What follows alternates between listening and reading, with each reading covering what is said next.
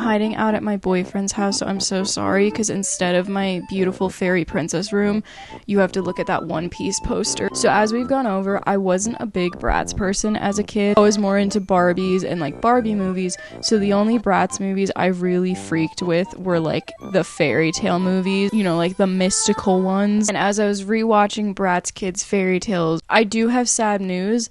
This is actually the best one. The animation is good, they have new characters, they have models, they have a good story, they have a culturally relevant story, they have a banger intro. I will say, I do just say every single time at the beginning that the intro is a banger, because I know some of you have an unhealthy emotional attachment to these songs and I'm scared of disappointing you. But this one I have an unhealthy emotional attachment to, so I will say it is a banger. We open up with the Bratz kids complaining about how they hate the fairy tale characters. Why can't Little Red Riding Hood tell that her grandmother is a wolf? Why is Snow White picking up for men? Why is Cinderella so wimpy? Why can't she just sneak out of the house?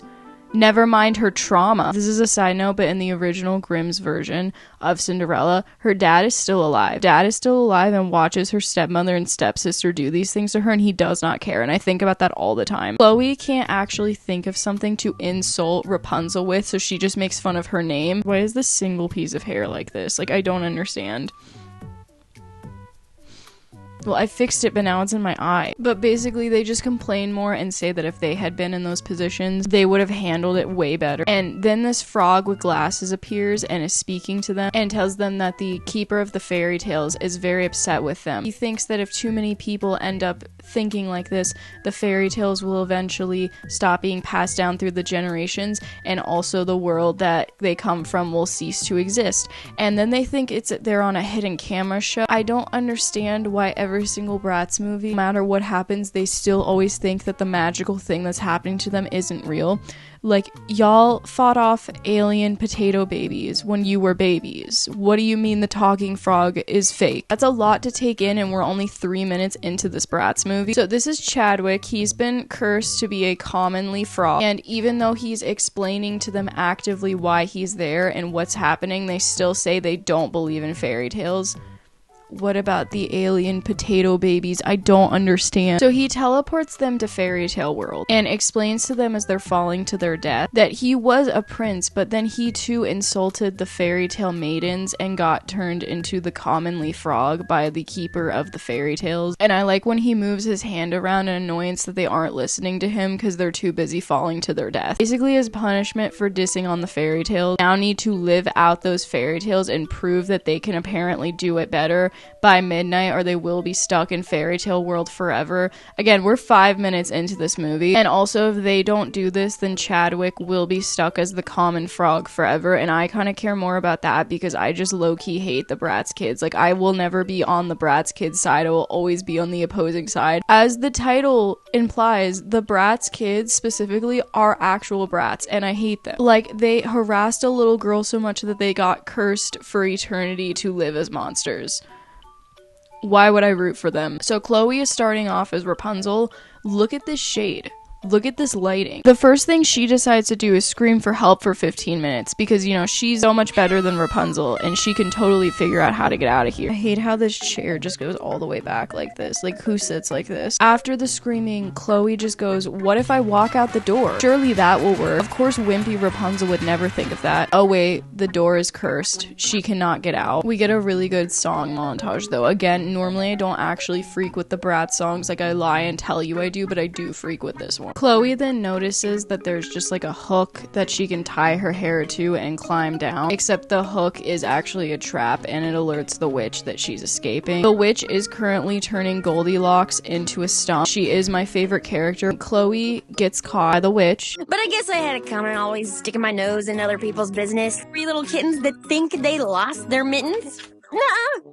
I swiped them. I love her so much. She just sits here this entire movie. Theft queen. So Rapunzel finds out from the witch that she actually has been trying to escape, and this is her 33rd attempt at escaping. One time apparently with a hang glider. And then Chloe has the thought, maybe Rapunzel actually isn't a loser. But the witch has had it with all of these escapes, and just like every adaptation of this witch, she does have an unhealthy attachment to Rapunzel. And as punishment for her trying to escape 33 times, they do play checkers. Chloe's sees that the witch left her wand out, and as she's sneaking to try and get it, Chadwick bites the witch's leg and says that her leg burns like jalapenos.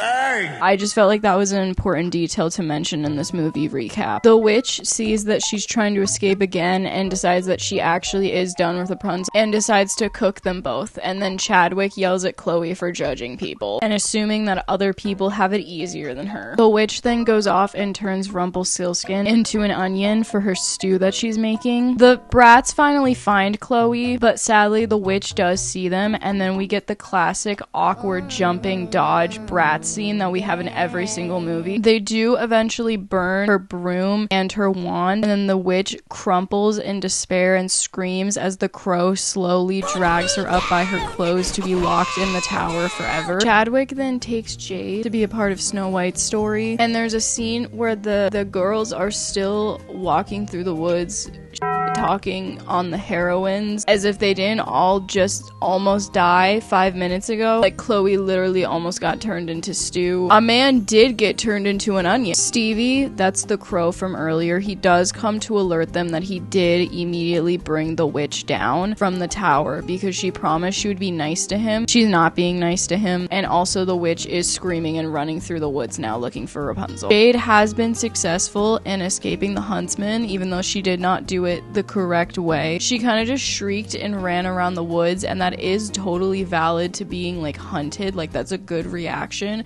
but they all make me so mad in this movie that I think it's actually wrong. She did find the Seven Dwarfs house, and now we're in the misogynistic dwarf era. The dwarves are actually in a boy band called the 7Ds. I don't think that aged well, but anyway, they say she can hang out and stick around if she's like their groupie and like screams and passes out when they come on stage, and then she says that she would never make anyone do that for her and she's in a band, and then they're all like, but girls can't be in bands. Even though the misogyny makes her want to leave, Chadwick does remind her that it's either stay here and sleep on the floor and clean up after them, or go out in the woods and die. So even though she shouldn't have to put up with this misogyny, she kind of does have to, because it's either do that or die. Then the dwarves have their song and dance number and they shake their a lot, and it makes me uncomfortable. And oh my god, look at this. The queen, she's a new model. She's not reused. She's actually well made. So after like 5 minutes of washing some albeit gross laundry, Jade decides she can't actually take the misogyny anymore, and she would rather die than put up with it for any more than 5 minutes. Maybe a little bit of an overreaction. Jade already mentioned earlier that she's too smart to fall for poison apples because she's not stupid like Snow White. She can get through this fairy tale world, and then she immediately tries to eat these random grapes growing off a tree in the middle of the woods. The queen is watching and the Bratz show up, but as the queen is watching all this unfold, the mirror tells her that there's now 3 more fairest in the lands. The Bratz kids hear her fit of rage and run away, but not before the wicked witch from earlier can show up and also start chasing them. Like, she's just an old woman. Like, she has nothing now. She seems pretty fragile. I understand the queen because that's like a grown adult woman and you're 5, but I feel like you could take the witch. Jade tries to get back into the cottage, but the dwarves don't want her back, and then she says that she thought they were her friends who did their laundry for 5 minutes and they were sexism. Like, what do you mean? Where were you getting friendship? It's okay because the Bratz kids end up shoving both of them in the well. And then there's this funny scene. I like this scene.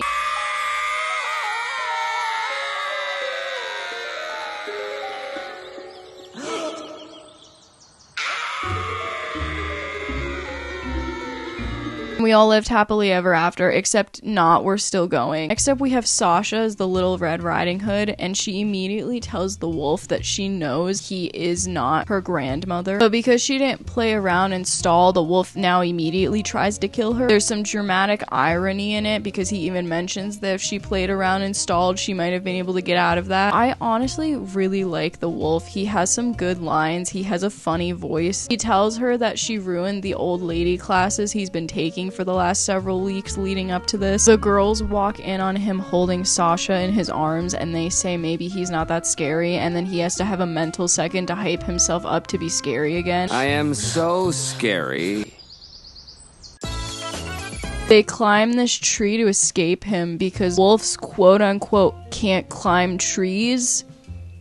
Girl, he's got opposable thumbs. Sasha cries and says that she's sorry she blew this for them and she thought she was so much smarter than Red Riding Hood. But it's okay because they end up trapping the wolf also in the well, and then now all the evil people live in the well. Now it's Yasmin's turn to go be Cinderella, and before they try to find her, they ask the magic mirror where she would be, and then Chloe throws the magic mirror on the ground, and I like how he makes a funny little noise when he drops to the ground. This would have been the perfect opportunity to make the stepsisters like the Tweevil once again have new and original models. So Yasmin thinks she's really smart, telling her stepmother that she doesn't even want to go to the ball, but that ends up backfiring because her stepmother now thinks she has secret money that she's gonna run away with after they all leave to go to the ball. The next scene is literally my favorite scene, but basically Chadwick just goes to Yasmin and tells her that she really screwed up, and then Yasmin's like, well, why do I even need to go to the ball to have a happy ending? Like, I don't need a man. And like, true. But then Chadwick's like, so it is the 15th century actually, and you kind of do need a man, or you can't do anything. You can't go to school. You can't get a career. I love how we're having historical accuracy in this Bratz kids movie. And then Yasmin feels bad and she's like, man, it was tough for girls back then. It's okay. Everything works out though because the stepmother just decides to take Yasmin with her to the ball so that she can't run off with the alleged money that she thinks she's hiding. The dwarves do end up letting all of the villains out of the well, and they all decide to work together to destroy all of them, except for Rapunzel. They're just gonna put her back in a tower again. Oh yeah, and also the witch has an existential crisis about how she's just an old woman now, because she is. Yasmin and her stepsisters are on their way to the ball, but because they exceeded their weight limit by one extra person, the carriage completely collapsed and combusts. Girl, she's like 40 pounds. Maybe it wasn't that stable if the entire thing's gonna break apart from 40 extra pounds. It's okay though, because the Bratz kids have a plan to have Goldilocks pretend to be the prince's ex-fiance. He turned into a stump because she wouldn't sign a prenup. This is the best Bratz movie. I'm sorry. I didn't even know what a prenup was when I watched this as a child. I literally had no idea what was happening in this scene. It works though because the stepmother is so disgusted by signing a prenup and also the possibility of getting cursed into turning into a stump that they do decide to not go to the ball. Jasmine's fairy godmother shows up and gives her her fairy princess dress. It's the most beautiful, amazing dress in the entire Bratz series. Evil Gang is still trying to chase them though. I broke my coccyx. Yasmin has her godmother turn Goldilocks and Rumpelstiltskin back into just like normal people, and then they tell the witch they're gonna throw her down the well. And then on the most shocking turn of events in this movie, the wolf eats the queen. He just eats her. As they get up to the ball, Yasmin's having a hard time getting in because she actually needs her mother to get in. And then the dad from Fashion Pixies is here with, like, I'm assuming another woman, because at this point his wife was turned into a tree. The wolf shows up, Yasmin takes him out with her shoe. The prince comes out and seems significantly older than her, but we're just not gonna think about that. The custodian, who's also on the misogyny train, says he didn't know girls could throw like that. And then the prince says he's over wimpy girls anyway. Oh no. It's fine though, because he realizes he could literally just go to her house. Then they get transported back and everyone lives happily ever after, and Chloe even says she was having fun. Never mind all the near-death experiences. They do acknowledge though that they actually did have it rough, the original heroines, because the only reason any of them got through those stories was because they had each other. And then Chadwick's curse is broken. He is the frog prince once again. Earlier it was mentioned that the fairy tale keeper was the one that sent them to the land, also cursed Chadwick, and then they're all like, who could that be? And then their teacher, Mr. Grimm, comes around the corner and he has the same exact voice as Chadwick. I don't really care about that though. The only thing I care about is that Ginger is back. I like this one. This one was really well written. It also looked really good, and I think it's still culturally relevant because, as we know, certain companies are kind of doing the same thing where they're like, real women are like strong and cool and fight people and are like badass. We need strong, cool female characters, right? That is important. There's also nothing wrong